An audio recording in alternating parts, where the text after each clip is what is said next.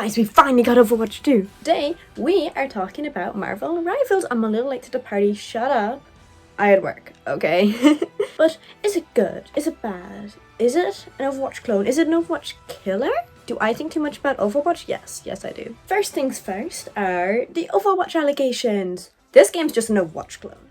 Objection!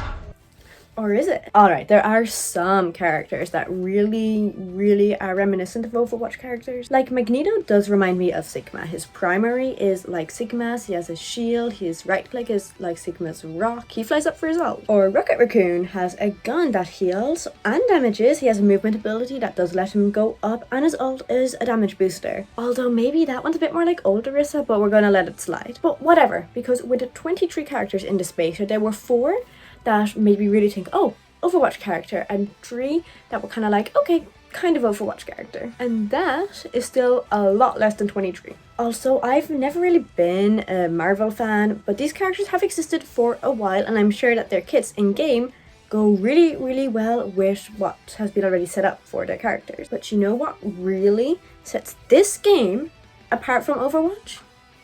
The lack of a super greedy monetary system, of course. Okay, maybe this is just for the beta, but what? Are you going to tell me I can't be hopeful anymore? The in-game currency is units, and I got like a ton of units, right? I got them for doing surveys, which realistically probably won't be as prevalent in the released game because they've done all these betas, but you know, I got them for doing surveys. I got them for getting tiers in the battle pass, and there were a lot of tiers in the battle pass with the units, and there were units available for doing daily missions that you could get. I only actually got to play this game 2 days before the beta ended, and I had work both of those days. And yet, between my 2 pretty busy days, I still got enough units for almost 2 skins. And yes, maybe that system will change on full release. Maybe Marvel Rivals is just out here getting my hopes up for free stuff. But hey, listen, I can be hopeful, okay? I can have dreams. Take that! Okay, so like, if it's not Overwatch, then what is the deal with it? This is a 6v6 third-person hero shooter. The third-person view is definitely interesting. Of course, there is the pro that you get to see so much more happening around. Like in a first-person shooter, you're just seeing what's in front of your eyes. In third-person, you can see a bit to left and right as well without having to like turn your camera. You have a way bigger field of view, but the way bigger field of view comes with a lot more visual clutter, and in a game like Marvel Rivals where there's like a crap ton happening at all times, there's a lot of visual clutter. Fortnite is another third-person shooter that I probably don't have a clip for because I have to re-download it and I don't have any space left, so pretend that this is a Fortnite clip. But if you've played Fortnite, you know that there's not a whole lot of visual clutter. And on top of that, you can go into first-person mode when you ADS on some guns. Maybe I'm just too Overwatch pilled, but it does feel like there is just far too much going on my screen, although that could just be a learning curve. You could probably say the same for someone who's just started playing Overwatch, because there's a lot going on in that game. So, hey, maybe this is actually pretty cool and I'm just gonna have to get used to it. The characters are cool as fuck. Even as someone with 0 investment in these characters, I have seen 4 Marvel movies ever. Like, I don't care about these characters, but I still had a great time playing them. It was still super cool to see their personalities. And in terms of gameplay, there's a pretty nice mix between range and melee. Like, Spider-Man has both range and melee. Pretty cool. Hey, they've even got their own Reinhardt over there. It's crazy. And of course, I must give a mention to our boy Jeff the Landstar. I did not really have a good time playing him, but he is an adorable little guy, 10 out of 10, little critter, little goofy goober, and I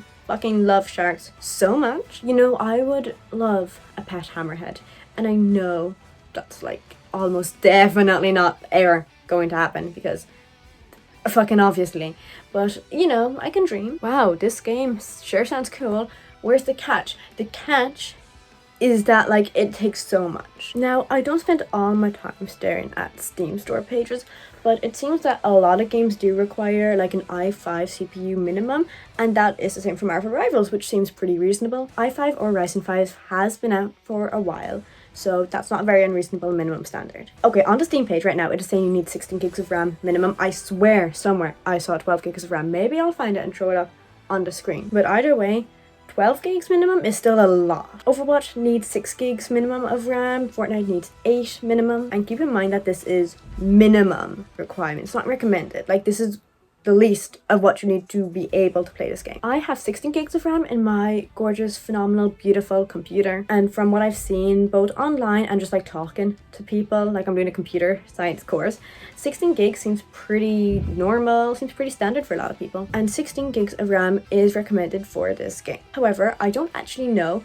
if when I see something saying that it needs 12 gigs of RAM minimum, if that includes having a bunch of other stuff. Not even a bunch of other stuff, having like Spotify and clipping software open at the same time, or Discord, clipping software, Spotify, all open at the same time. I mean, I don't know about you, but if I'm playing a game, that's not the only thing running on my computer. Aside from, you know, necessary things that need to run on my computer, I also have Wallpaper Engine running. I have another program, I think it's called Translucent. It makes your taskbars go translucent. It's awesome, I love it. I'll have Discord, Spotify, clipping software, maybe all three of them. I know when I was playing, I had OBS open, I had the game open, and sometimes I had Discord open, but even without Discord open, there was a lot of stuttering in the game. So, you know, a bit of optimization might be nice, and if you have, like, not a great PC, I'm sorry, you're gonna have to sit this one out. But hopefully there will be some more optimization with the final build. Maybe we can get that minimum RAM requirement down to like 10, maybe even 8. 8?